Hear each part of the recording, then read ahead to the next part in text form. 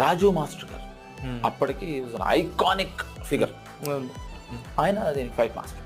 Shiva imagine చేయి Prabhu, first day shooting, first time director అతను, Raju master లాంటి వాడుతో డిస్కషన్ కాదు, డిబేట్ కాదు, ఆర్గ్యుమెంట్ పెట్టుకున్నాడు. ఇతని హిస్టరీ ఏమీ లేదు అప్పటికి, ఏమీ లేదు. ఆయనకు చాలా హిస్టరీ ఉంది.